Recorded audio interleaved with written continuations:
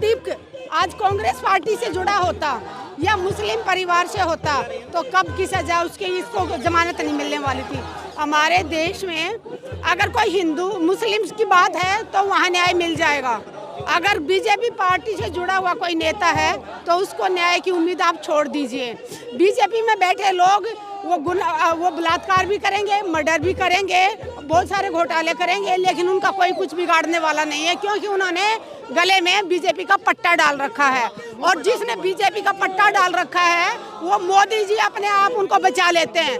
इनके लोग बीजेपी से जुड़े कितने सारे लोग आपने देखा होगा पाकिस्तान के लिए जासूसी करते पकड़े गए। जो बीजेपी से जुड़े हुए थे सभी के सभी जासूसी करते हुए पकड़े गए, सभी के सभी बीजेपी पार्टी से जुड़े हुए थे, उनका कोई कुछ नहीं बिगड़ेगा। बलात्कार जितने भी होते हैं सबके नाम बीजेपी से जुड़े होते हैं। अब मैं बताना चाहूँगी कारण इसका ये है, कुलदीप सेंगर है तो वो बीजेपी से जुड़े हुए हैं, इसलिए उनको बचाया जा रहा है। चाहे बृजभूषण की आप बात कर लें, भले वो अपने आप में आज बोलते हो बृजभूषण की वो निर्दोष हैं, लेकिन सारे देश को पता है उन्होंने अपनी पावर का, अपने पैसे का, अपने गुंडागर्दी का ताकत लगा के उसके बयान बदलाए, पीड़ित परिवार के बयान बदलाए, तब वो आज गुजरे। के बाद समाज में क्या असर पड़ेगा? समाज यही सोच रहा है, अब लास्ट उम्मीद हमारी सुप्रीम कोर्ट पे है।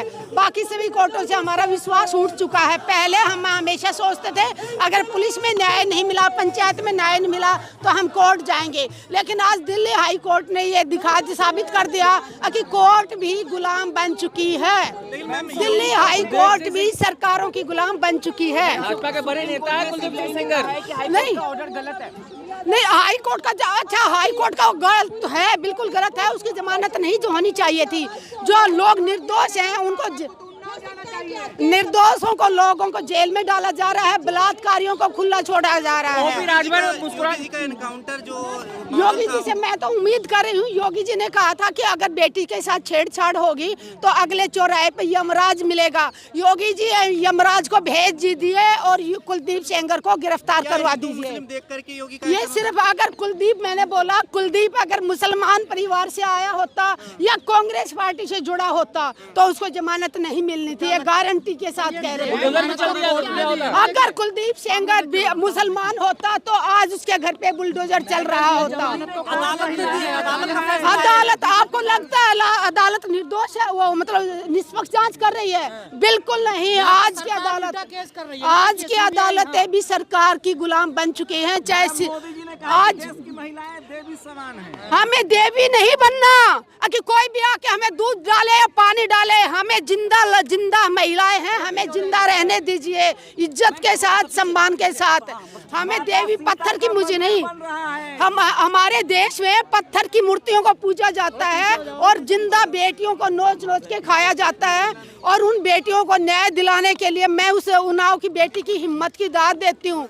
वो बेटी बहुत ही हिम्मत वाली है, सच में इतनी हिम्मत वाली। उसके फादर को इन्होंने मार दिया, इनके रिश्तेदारों को इन्होंने मार दिया, इसके ऊपर इनका एक्सीडेंट करवाया गया।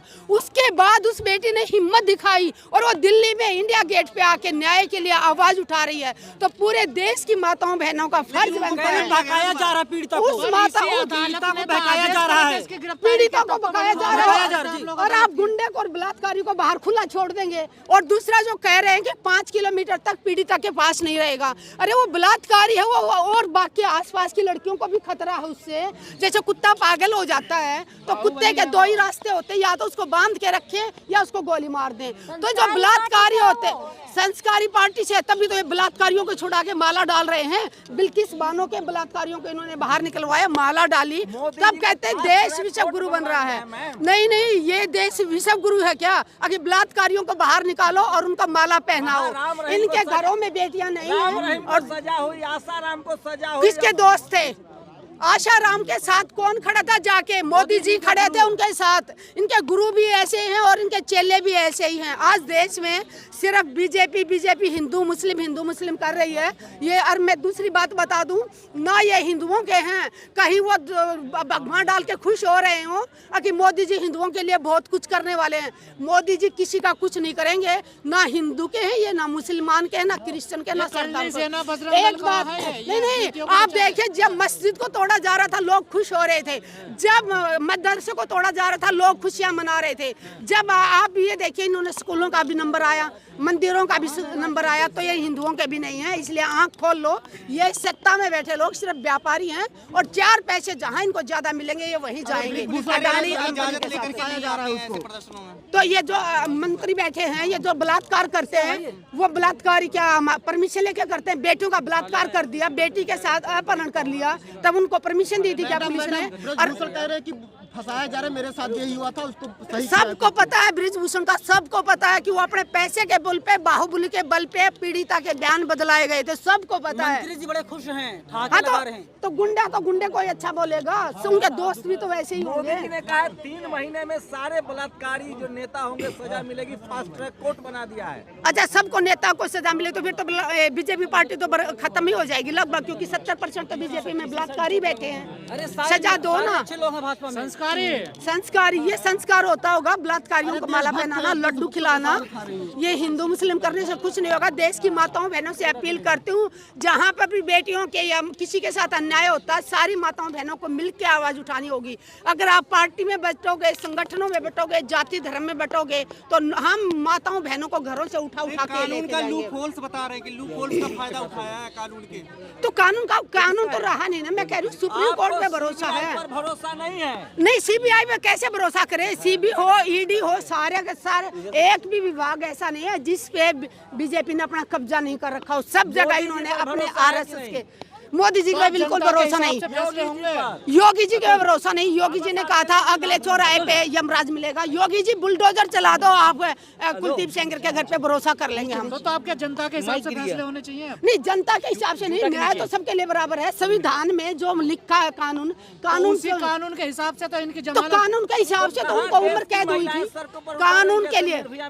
ना उतरेंगी, अभी भी उतरेंगी बहनों से मैं अपील करती हूँ कि सारी बहनें जो दिल्ली जंतर मंतर नहीं पहुँच सकती, अपने अपने राज्य में, अपने अपने जिले में, अपने अपने डीसी ऑफिस के बाहर धरना दें और इस बेटी के लिए, न्याय के लिए आवाज उठाएं। अगर आज इस बेटी के लिए न्याय की आवाज नहीं उठाई तो महिलाएं हम बिल्कुल सुरक्षित नहीं है। और दूसरा, मैं उन माताओं बहनों को कहना चाहूंगी, अगर पुलिस कोर्ट हमें न्याय नहीं दे रही है, जो बलात्कार कौन करता है? माँ के पेट से, कोख से जन्माई आदमी बलात्कार करता है, तो माताओं बहनों ने कदम उठाना होगा। अगर किसी के घर में कोई भाई बेटा अगर कोई किसी बेटे का बलात्कार करता है तो माँ ने, बहन ने सबसे पहले जाके उसकी FIR दर्ज करानी चाहिए। अगर उसने बलात्कार किया तो किसी का बेटा भाई नहीं रहा, वो अपराधी है और अपराधी को सजा मिलनी चाहिए। महिलाओं की पूजा लगातार भाजपा कर रही है। पूजा नहीं करनी, हमें ऐसी पूजा नहीं चाहिए, हमें हमारा अधिकार चाहिए। हम पत्थर की मूर्ति नहीं है जो हम चुपचाप बैठे रहेंगे, यहाँ से उठा के वहाँ रख दिया गया।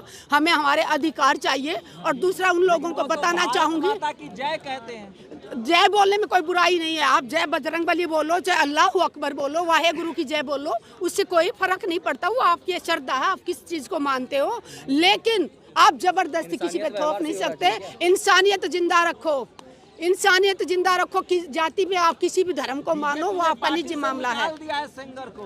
पार्टी से निकाला तो कोर्ट से क्यों निकाला? अपराधी की उसको तो सलाखों के पीछे होना चाहिए था, आज खुला छोड़ रखा है। पागल कुत्तों को तो बांध के रखो या गोली मारो। या फिर महिलाओं को क्या चाहते हो कि हम सारी महिलाएं फूलन देवी बन जाएं? क्या महिलाएं हथियार बोल रही हैं? पागल, मैं ये पूछना चाह रही हूँ क्या सभी महिलाएं फूलन देवी बने? क्या महिलाएं हथियार रखना शुरू कर दें अपने पास? अगर हमें कोर्ट से न्याय नहीं मिलेगा तो महिलाएं अपना हथियार अपने साथ रखें अपनी सुरक्षा में, या फिर ऑन द स्पॉट जैसे उधर सिकंदराबाद में जो हुआ था वैसा किया जाए। रेड्डी बेटी के साथ किया था।